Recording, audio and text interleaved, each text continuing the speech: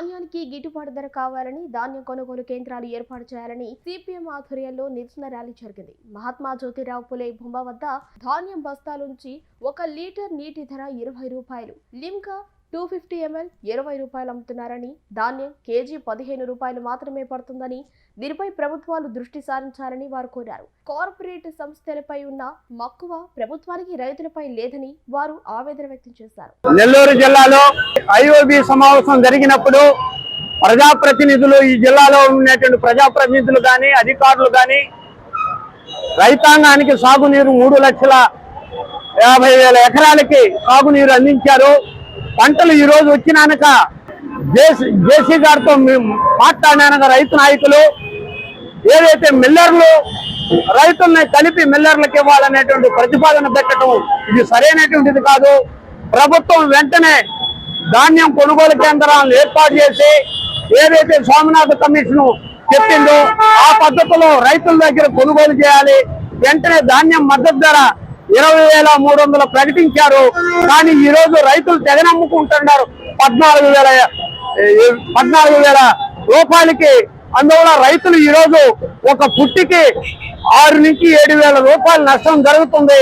వెంటనే ప్రభుత్వం, రాష్ట్ర ప్రభుత్వం జోక్యం చేసుకుని కొనుగోలు కేంద్రాలను ఏర్పాటు చేసి రైతులను ఆదుకోవాలనే ఈ సందర్భంగా తెలియజేస్తున్నాం.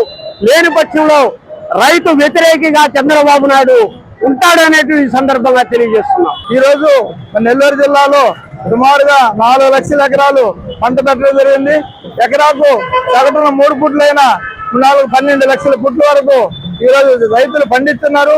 కానీ ప్రభుత్వం మద్దతు ధరకు కొనుగోలు చేస్తారని పైన చెప్తున్నప్పటికీ ఆచరణకు అయితే ఎక్కడ అమలు జరగలేదు.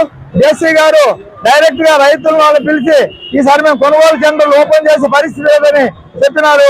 దానివల్ల నెల్లూరు అందరూ ఐకమత్యం అయిపోయి అందరూ తక్కువ రేటుకు కొంటున్నారు. ఒక పుట్టి మీద 6-7 వేలు రైతులు కోల్పోతున్నారు. అదే కాకుండా మళ్ళా తూకాలలో కూడా అదనంగా ఒక పుట్టికి 50 కేజీల నుంచి 100 కేజీలు తీసుకుంటున్నారు. ఇవన్నీ చూసినప్పుడు సుమారుగా పుట్టికి 7,000 రూపాయలు రైతు నష్టపోతున్నాడు. అందువల్ల రైతు వ్యవసాయం చేసే పరిస్థితి లేదు. గతంలో చంద్రబాబు నాయుడు వ్యవసాయం దండగా అని చెప్పాడు. ఇప్పుడు కూడా అదే పరిస్థితి ఆచరణలో చేసి చూపిస్తున్నారు. అదే కార్పొరేట్ శక్తులు తయారు చేసిన మంచినీళ్ళు ఒక బాటిల్ 20 రూపాయలకు అమ్ముతున్నారు. కానీ రైతులు పండించిన ఒడ్లు ధాన్యాన్ని 15 రూపాయలు కూడా కొనే పరిస్థితి లేదు. ఇది చాలా దారుణమైన పరిస్థితి. ప్రభుత్వం వెంటనే కొనుగోలు కేంద్రాలు ఓపెన్ చేసి మద్దతు ధర కొనకపోతే భవిష్యత్తులో ఆందోళన చేపట్టాల్సిన అవసరం ఉందని రైతు సంఘం తెలియజేస్తుంది.